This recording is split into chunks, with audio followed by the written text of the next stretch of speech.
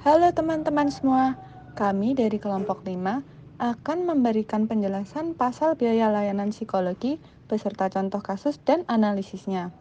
Untuk memahami materi ini, mari kita bahas lebih mendalam dengan menyaksikan video berikut.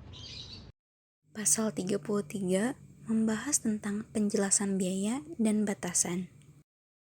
Batasan psikolog dan atau ilmu psikologi menjunjung tinggi profesionalitas dan senantiasa terus meningkatkan kompetensinya.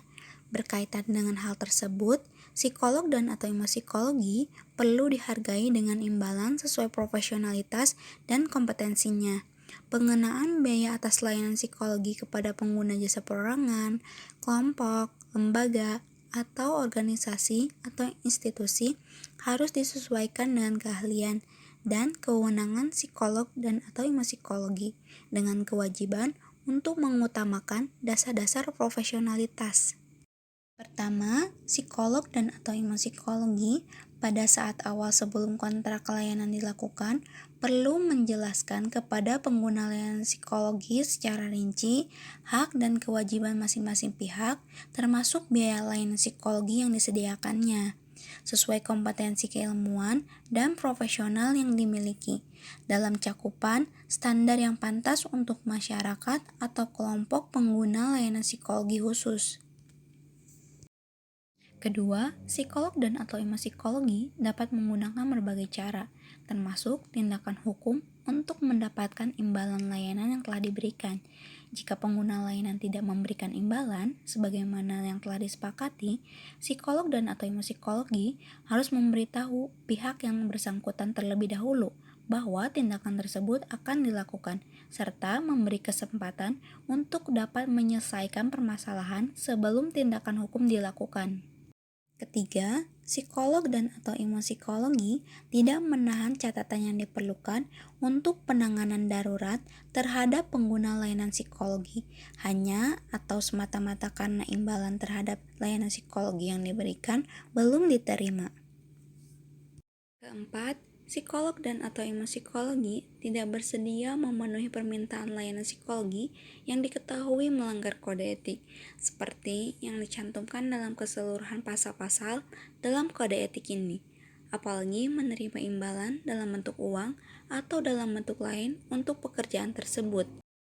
Kelima, psikolog dan atau ilmu psikologi sebagai bentuk kepedulian pada masyarakat dapat dan baik untuk menjalankan atau terlibat dalam aktivitas-aktivitas penyedia layanan psikologi secara sukarela, dengan tetap menjunjung tinggi profesionalitas.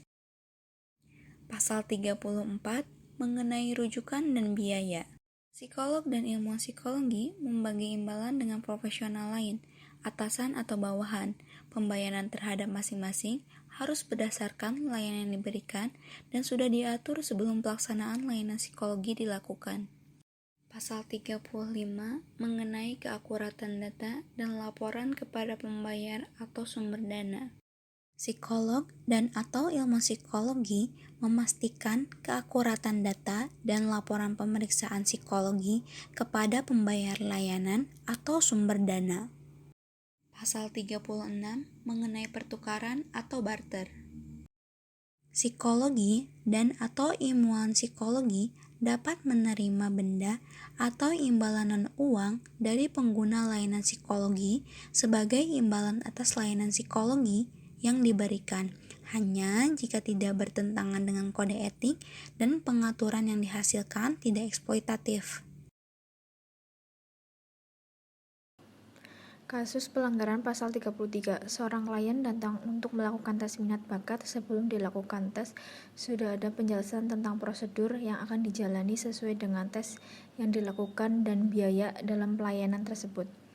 Klien tidak atau belum membayar jasa layanan psikolog yang sudah disepakati oleh dua belah pihak kepada psikolog, maka psikolog tersebut berhak menempuh jalur hukum untuk mendapatkan imbalan jasa pelayanan. Kasus pelanggaran pasal 34, seorang psikolog C ketika memberikan pelayanan psikolog bekerja sama dengan seorang asisten psikolog yang bernama M. Keduanya telah sepakat dengan pembagian hasil dari layanan yang diberikan. Namun, asisten A mendapatkan bayaran tidak sesuai dengan kesepakatan awal yang sudah disepakati. Pelanggaran pasal 35.